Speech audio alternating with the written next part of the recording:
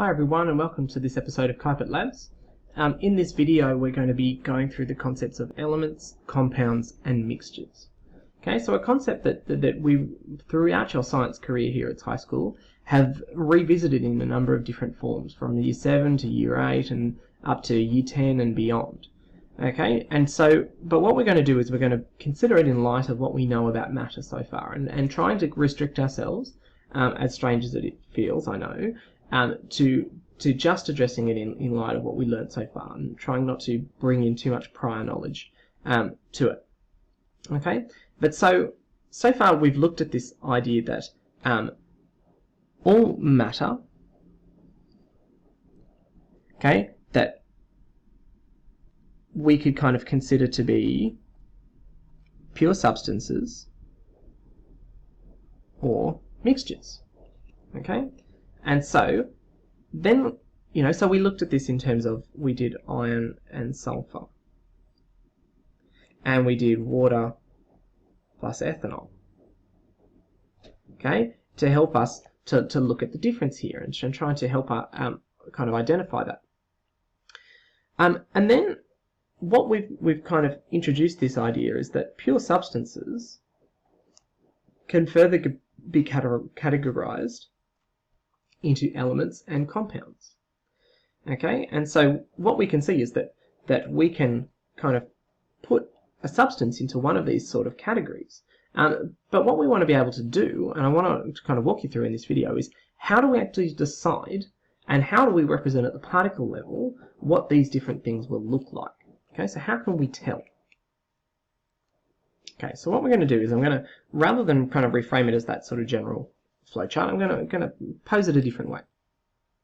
Okay, so we're going to pose this in terms of a bit of a dichotomous key of a question, and then the answers help us to branch it out. Okay, so the first question is, how many types of particles are there? Okay, so there's two possible answers that we can look at here. We can say only one, or we can say more than one. Okay, so depending on what answer that we give here, then we can say if there's more than one type of particle, regardless of what types of particles they are, this is a mixture. Okay, however, then what we can say is this over here, if we've only got one type of particle, whatever it might look like, that we can consider that to be a pure substance. Okay, and so then we have to ask a follow-up question. We identified that there are these things called elements and compounds, and we want to be able to distinguish between the two. And so what we can kind of look at is say, do the particles contain more than one type of atom?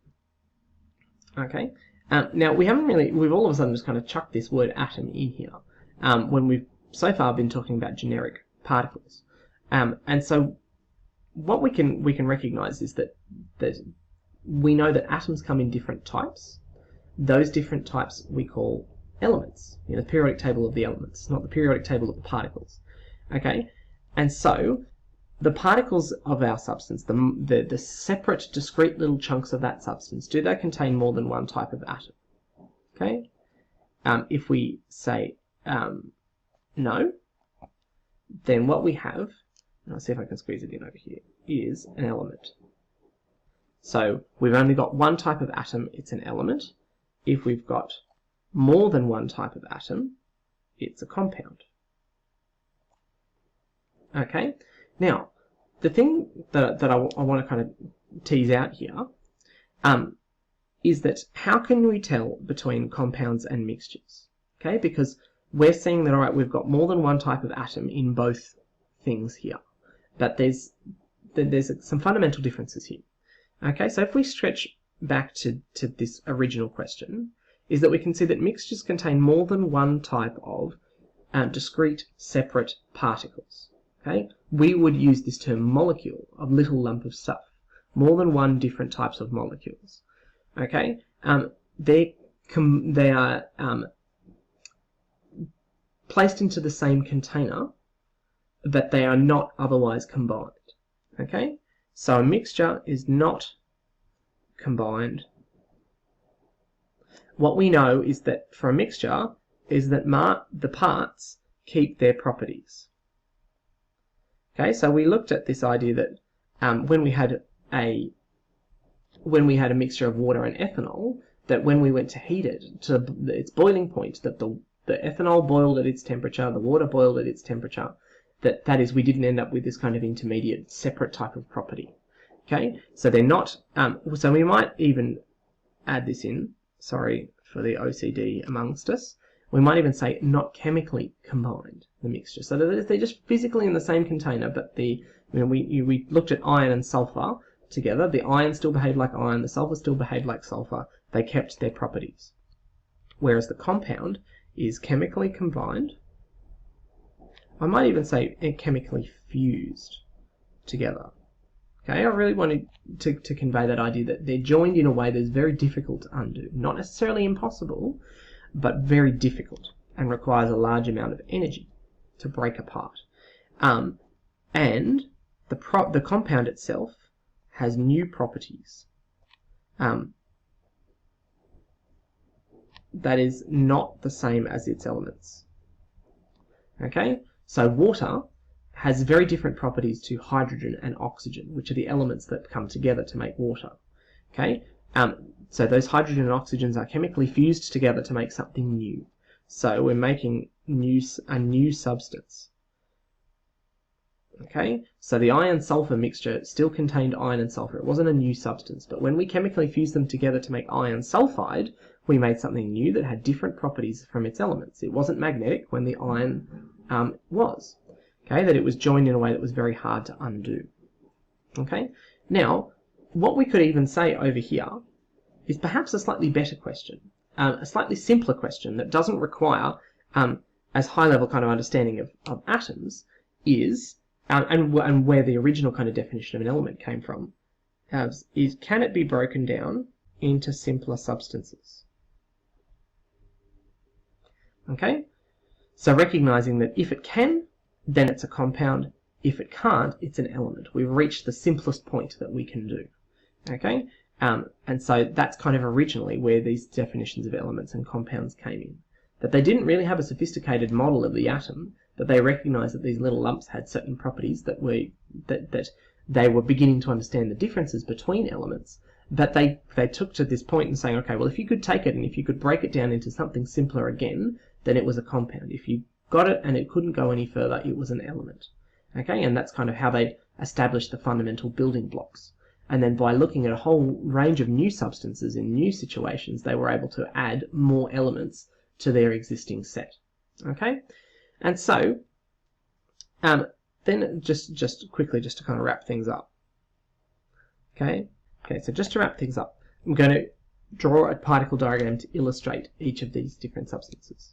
Okay, so I'm going to try and use my nice pretty coloured pens, okay, for production values. Okay, so let's say we had, actually, and I might even just establish a second row of boxes underneath, so you can kind of get two examples of each type. Okay, so, we've got a sample of an element there. Okay, it has only one type of particle, and those particles are only made up of one type of atom. Okay, we would see the same thing in this particular sample. Only one type of particle, all of these 4 little lumps are the same, and we'll do 5 just to set a standard. All of these 5 little lumps are the same, and they only contain green circles. Okay, they don't contain any other type. We can't take these down and break them into anything simpler than they already are. Okay, so now let's look at a sample of a compound. Okay, so we've only got one type of particle. Each of these 5 little lumps is the same, but each one of those lumps, each one of those molecules is made up of a red and a green fused together. Okay, and so that we could take those and we could break them into simpler things. We could have red separate from green, or we can see, if we're looking at the other definition, that they contain 2 different types of atoms.